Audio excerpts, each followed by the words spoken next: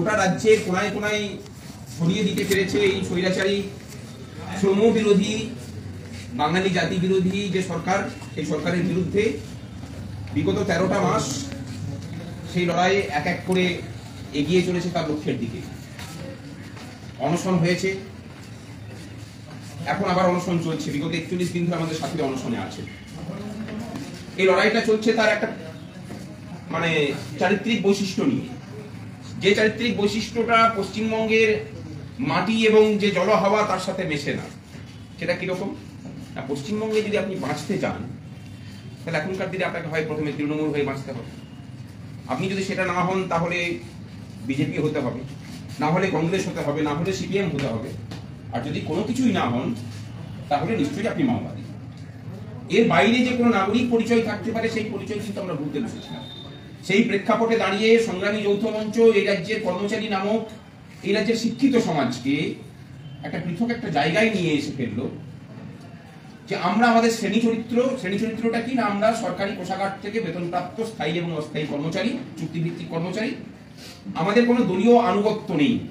আমাদের আনুগত্য যদি কিছু থেকে থাকে সেটা সাধারণ মানুষের কাছে আর আমাদের অধিকারের কাছে। এই মূল্যবোধ নিয়েই আমরা বিগত 13 মাস ধরে লড়াইটা চালিয়ে যাচ্ছি।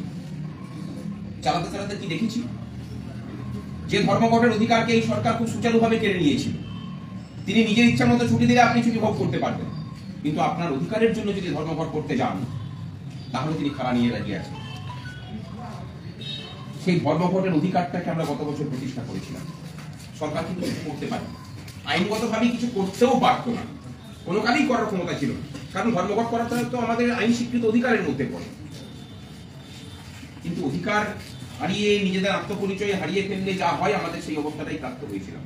সংগ্রামী যৌথ মঞ্চ যেন সেই ঘুম ভাঙা সমাজটাকে, সেই ঘুম ভাঙা জাতিটাকে কোথাও যেন ভোরের গান শুনিয়ে একটু জাগিয়ে তুলেছে। এখন আমরা বুঝতে পেরেছি যে হ্যাঁ, ধর্মঘট করলে কিছু করার ক্ষমতা সরকারের নেই, কারণ ডিআরও রুল আছে। সেই ডিআরও রুল অনুযায়ী একদিনের বেতন কাটার বেশি আর কিচ্ছু করার প্রভিশন নেই। সেটা স্থায়ী অস্থায়ী সকল কর্মচারী, শিক্ষক অশিক্ষক সমস্ত সকল কর্মচারীদের জন্য লাগু। এর বাইরে আমরা কি পেয়েছি, কর্মচারীরা যে সরকারের একটা অংশ, তাদের যে এই সরকারটাকে যে তারাই চালিয়ে নিয়ে চলেন এবং এই সরকারের ফাংশনিং এ যে তাদের একটা গুরুত্বপূর্ণ ভূমিকা আছে, সেই বিষয়টাকে আমরা কিন্তু প্রতিষ্ঠা করতে পেরেছি।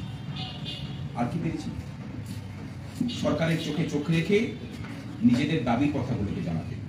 আমি জানি না যে এর পূর্বে কোনকালে একটা বৈঠকের মধ্যে মুখ্য সচিব, গৃহ সচিব, অর্থ সচিবকে একটাবারও স্যার উপাধিতে ভূষিত না করে কর্মচারীরা তাদের কথাগুলোকে জানিয়ে আসতে পেরেছেন। আমরা কিন্তু জানিয়েছি 40 মিনিটের বৈঠকে তারা একটা কোনো কথা জিজ্ঞাসার উত্তর দিতে পারেননি, কারণ আমরা যে অ্যাঙ্গেল থেকে প্রশ্নগুলো করেছিলাম তার একটা উত্তর ছিল না, যেটা ছিল রাজনীতির এজেন্টদের মতো কথা। মুখ্য সচিবের মুখ থেকে আমরা শুনেছিলাম যে কি করে দেব, কেন্দ্রের কাছে একটা বকেয়া আছে। সব রাজ্য পারে, সব রাজ্য দিয়ে দেওয়ার পরেও এই যে যারা ভাবছেন যে লক্ষ্মী ভান্ডার শুধুমাত্র পশ্চিমবঙ্গে দেওয়া হয়, তাদেরকে একটু সংশোধন করিয়ে দিই। মধ্যপ্রদেশেও লক্ষ্মী ভান্ডারের মতো প্রকল্প আছে, লাডলি বেহেন 2000 টাকা করে পায় সেখানে। মধ্যপ্রদেশে আমাদের মতো এত ইনকাম নেই সরকারের, অনেক পিছিয়ে থাকা একটা রাজ্য, তারপরেও সেখানে কেন্দ্রের হারে এআইসিপিআই মেনে ডিএ পাই, অস্থায়ী কর্মচারীদের বেতন এখানকার থেকে অনেক বেশি, শূন্য পদগুলোতে নিয়োগ হয়। আমরা কোনো কিছুই পারি না। পাশের রাজ্য বিহারে দেখা যায়, আমাদের থেকে জিএসটি কালেকশন মাসে 1000 কোটি টাকা করে কম, বছরে 12,000 কোটি টাকার বেশি তাদের জিএসটি কালেকশন কম। মদ থেকে ইনকাম শূন্য। মদ থেকে পশ্চিমবঙ্গ সরকার বছরে 18,000 কোটি টাকার মতো ইনকাম করে।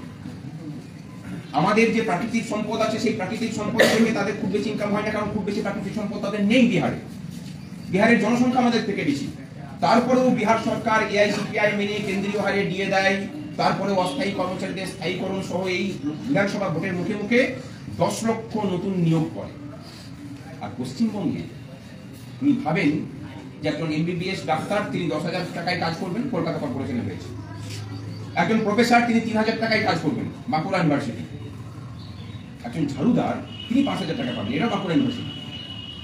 অর্থাৎ আপনি যত শিক্ষিত হবেন, আমার চটির নিচে পিষে দিয়ে আপনাকে শহীদ মিনার গ্রাউন্ডে বসিয়ে রাখবো উদ্বাস্তু হিসেবে। এই যে সমস্ত ব্যবস্থা, সেই ব্যবস্থার বিরুদ্ধে সংগ্রামী যৌথ মঞ্চ লড়াই করছে এবং আমরা অন্য রাজ্যের যে আন্দোলনের ধারা তাকে অনুসরণ করে ভোটের মুখেই ধর্মঘটের ডাক দিয়েছি। আগামী 6 এবং 7 তারিখ 2 দিনের ধর্মঘট। আমরা বলছি যে প্রতিষ্ঠা করতে ধর্মের ঘট, ধর্মঘট ধর্মঘট।